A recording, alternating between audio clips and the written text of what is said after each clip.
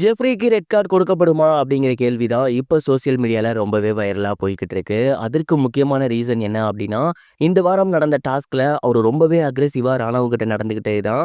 இதனால ராணுவ அவர்களுக்கு பலத்த காயம் ஏற்பட்டு அவர் ஹாஸ்பிட்டலில் ட்ரீட்மெண்ட் எடுத்துட்டு இருக்காரு. பிக் பாஸ்ல எல்லா சீசன்லையுமே யாருக்குள்ளையாவது ஒரு மோதல் வந்துடும். அண்ட் எப்படியாவது அது வந்துடும். அப்போ எல்லாருமே சொல்கிற விஷயம் என்ன அப்படின்னா, பிக் பாஸ்ல போட்டியை சுவாரஸ்யமாக பண்ணுறேன் அப்படின்னு நீங்கள் அக்ரேஷனாக விளையாடுறது ரொம்பவே தப்பு. ஸ்போர்ட்ஸ்மேன்ஷிப்போட விளையாடுங்க அப்படின்னு எல்லாருமே சொல்லுவாங்க. ஆனா அதை யாரும் கேட்குற மாதிரியே தெரியல. அந்த வகையில தொடர்ந்து இந்த டைம் யார் என்ன பண்ணியிருக்காங்க அப்படின்னா, ஜெஃப்ரி அவர்கள் இந்த டாஸ்க் விளையாண்டுட்டு இருக்கும் போது ராணவ பயங்கரமா தள்ளி விட்டுட்டாரு. தள்ளி விட்டதுக்கு அப்புறம் அவரை தூக்கி விடல. அவருக்கு அடிபட்டுருச்சு என்னன்னு கூட கேட்கல. அவர் நடிக்கிறாரு. அவர் பார்த்தீங்கன்னா சும்மா கேமை குழப்புறாரு அப்படின்னு ரொம்பவே ஒரு நம்ம என்னடா இப்படிங்கிற நினைக்கிற அளவுக்கு தான் ஒரு விஷயத்த அந்த இடத்துல அவங்க பண்ணியிருந்தாங்க. அவர் மட்டும் இல்லை, வீட்டுக்குள்ள இருந்த ஏராளமான நபர்கள் பண்ணியிருந்தாங்க. ராணவ அதுக்கப்புறம் ஹாஸ்பிட்டல் கூட்டி போயிருந்தாங்க. அங்கே செக் பண்ணி பார்த்துட்டு 3 வாரம் அவர் அமைதியாக இருக்கணும், எந்த ஒரு டாஸ்க்கும் பண்ணக்கூடாது அப்படிங்கிற மாதிரி சொல்லியிருக்காங்க. இந்த ஒரு விஷயத்துக்கு ஜெஃப்ரிக்கு ரெட் கார்டு கொடுக்கணும் அப்படிங்கிற மாதிரி இப்போ சோசியல் மீடியாவில் பயங்கர வைரலாக போய்கிட்டு இருக்கு. தெரியாம தானப்பா பண்ணாரு, அதுக்கே அப்படின்னு கேட்டிங்கன்னா, இந்த தடவை தெரியாம தான் பண்ணாரு. ஆனால் இந்த மாதிரி பண்ணக்கூடாது அப்படின்னு இதற்கு முன்னாடியே விஜய் சேதுபதி அவர்கள் வார்னிங் கொடுத்துருக்காரு. பொம்மை டாஸ்க் அப்பவே பார்த்தீங்கன்னா என்ன நடந்துருச்சுன்னா, கிட்டத்தட்ட இதே மாதிரியான ஒரு சம்பவம் நடந்துருந்துச்சு. அவரு ராணாவை அட்டாக் பண்ண போயிருந்தாரு.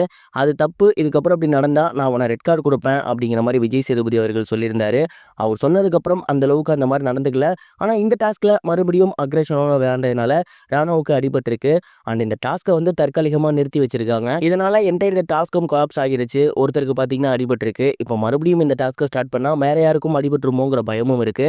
இதனால பார்த்தீங்கன்னா ஜெஃப்ரிக்கு கண்டிப்பாக ரெட் கார்டு கொடுக்கணும் அப்படிங்கிற மாதிரி எல்லாரும் சொல்லிட்டு இருக்காங்க. அண்ட் இந்த ஒரு ரெட் கார்டு அப்படிங்கிறது வாரத்தோட இறுதியில் நடந்தாலும் வாய்ப்பு இருக்கு. அப்படி இல்லைனா கன்ஃபெஷன் ரூமுக்கு கூப்பிட்டு டக்குன்னு அங்கேருந்து வெளியே போங்க அப்படின்னு சொல்றதுக்கும் வாய்ப்பு இருக்கு. இதே மாதிரியான ஒரு சம்பவம் இதற்கு முன்னாடி சீசன் 3லையுமே நம்ம பார்த்துருக்கோம். ஸோ கண்டிப்பாக இந்த வாரம் மிட்வீக் எவிக்ஷன், அதாவது கன்ஃபெஷன் ரூம் வழியாக கூப்பிட்டு அப்படியே ஜெஃப்ரியை வெளியே அனுப்ப வாய்ப்பு இருக்கு. அப்படி இல்லைனா ரெட் கார்டு கொடுத்து வெளியே அனுப்ப வாய்ப்பு இருக்கு. இது ரெண்டில் ஏதோ ஒன்று ஜெஃப்ரிக்கு பண்ணியே ஆகணும்னு ரசிகர்கள் போர்க்கொடி தூக்கிட்டு இருக்காங்க. நீங்க இதை பத்தி என்ன நினைக்கிறீங்க? கமெண்ட் பாக்ஸ்ல ஷேர் பண்ணுங்க. இது ஒரு புறம் இருக்க, சன் டிவில ரொம்பவே சூப்பரா போய்கிட்டு இருந்த சீரியல் தான் எதிர்நீச்சல். அதோட முடிவுக்கு பிறகு சீசன் 2 வருது அப்படிங்கிற மாதிரி அனௌன்ஸ் பண்ணியிருந்தாங்க. சீசன் 2 அனௌன்ஸ் பண்றப்பவே அதுல முக்கியமான கேரக்டர் பிளே பண்ணியிருந்த மதுமிதா அவர்கள் இந்த ஒரு சீசன்ல நடிக்கிறது இல்லை அப்படின்னு சொல்லியிருந்தாங்க. மேலும் வேல ராமமூர்த்தி அவர்கள் தான் முக்கியமான கேரக்டர் பிளே பண்ணியிருந்தாரு. அவருமே இந்த சீசன்ல இல்லை அப்படிங்கிற மாதிரி தகவல் கிடைச்சிருக்கு.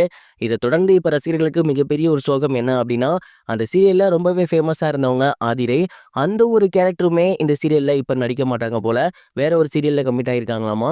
இப்படி ரொம்ப எதிர்பார்த்த சீரியல் நடக்கிறதுக்கு முன்னாடியே இந்த மாதிரி எல்லாரும் கலந்துக்கிட்டு போயிட்டாங்களேன்னு ரசிகர்களுக்கு மிகப்பெரிய ஒரு சோகத்தை ஏற்படுத்தியிருக்கு. பொறுத்திருந்து பார்ப்போம் எதிர்நீச்சல் 2 வருமா வராதா அப்படின்னு. இது வரைக்கும் கனெக்டிங் டிவிக்கு சப்ஸ்கிரைப் பண்ணனா மறக்காம சப்ஸ்கிரைப் பண்ணிக்கங்க. உடனடி அப்டேட்ஸ் பெறுவதற்கு நோட்டிஃபிகேஷன் பெல்லையும் கிளிக் பண்ணிக்கங்க.